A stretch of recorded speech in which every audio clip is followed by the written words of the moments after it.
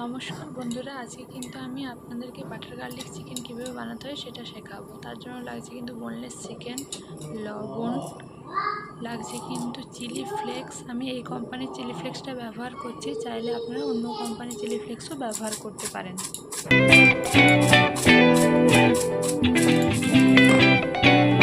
তারপর দিয়ে দিচ্ছি কিন্তু আদা রসুন বাটা। কেউ কিন্তু চাইলে এই আদা রসুনটাকে থেতো করেও আপনারা ব্যবহার করতে পারেন, তবে সুন্দরভাবে কিন্তু থেতো করতে হবে। এরপর আমরা দিয়ে দিচ্ছি কিন্তু 1 চামচ গোলমরিচ গুঁড়ো, সেটা কিন্তু যে যার স্বাদ অনুযায়ী দেবেন। তার সাথে লাগছে কিন্তু ধনে গুঁড়ো,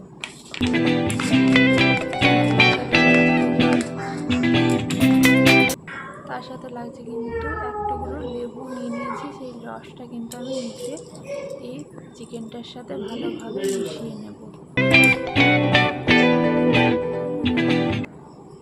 এরপর লাগছে কিন্তু কর্নফ্লাওয়ার।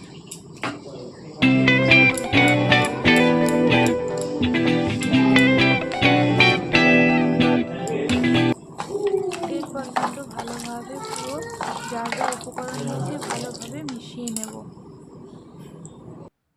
তারপর কড়াইয়ে বাটার দিয়ে দিচ্ছি, বাটারটা গরম হতে থাকুক।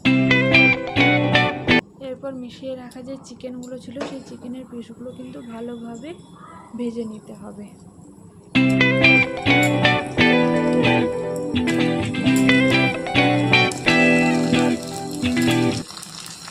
পুরো চিকেনটা ভালোভাবে কিন্তু এপিট ওপিট ভালোভাবে উল্টে ভেজে নিতে হবে। ভাজতে বেরিয়েছি এরকম হচ্ছে যাতে চিকেনটা সুন্দরভাবে সিদ্ধ হয়ে যায়, সেই জন্য কিন্তু আমি একটা ঢাকনা দিয়ে ঢেকে দিলাম কড়াইটা। 2-3 মিনিট পর ঢাকনাটা খুলে নিলাম। দেখে নিচ্ছি চিকেনগুলো কিন্তু খুব সুন্দর হালকা হালকাভাবে ভাজা হয়ে গেছে। খুব বেশি কিন্তু ভাজা চলবে না, তাহলে ভেতরে চিকেনটা কিন্তু শক্ত হয়ে যাবে। এরপরে কিন্তু কড়াইতে আমি আবার অল্প পরিমাণে বাটার দেব। বাটারটা গলে গিয়েছে, সুন্দর ভালোভাবে কড়াইয়ে মিশিয়ে নিচ্ছি। এরপর আমি এর মধ্যে দিয়ে দিচ্ছি কুচিয়ে রাখা রসুনটা কিন্তু দিয়ে দেওয়ার পর ভালোভাবে ভেজে নিতে হবে।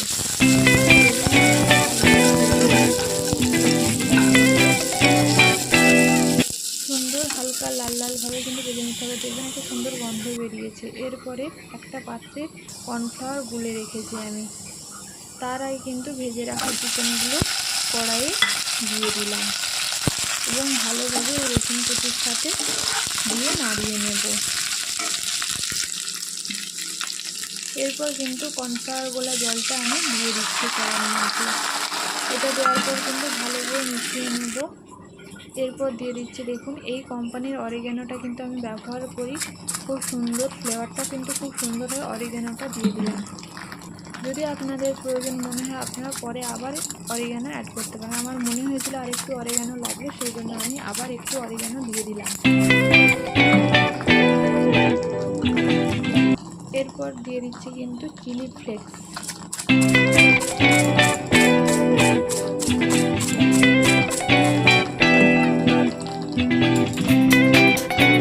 তারপর পার্সলে পাতাটাও কিন্তু, এটা আমি শুকনো পার্সলে পাতা ব্যবহার করছি।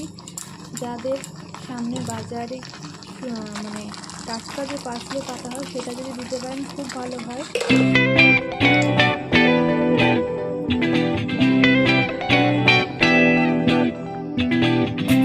তো চলুন দেখে নেওয়া যাক এটা কত সুন্দরভাবে তৈরি হয়েছে। এটা কিন্তু লুচি, রুটি, পরোটার সাথে খুব সুন্দর লাগবে। নমস্কার বন্ধুরা।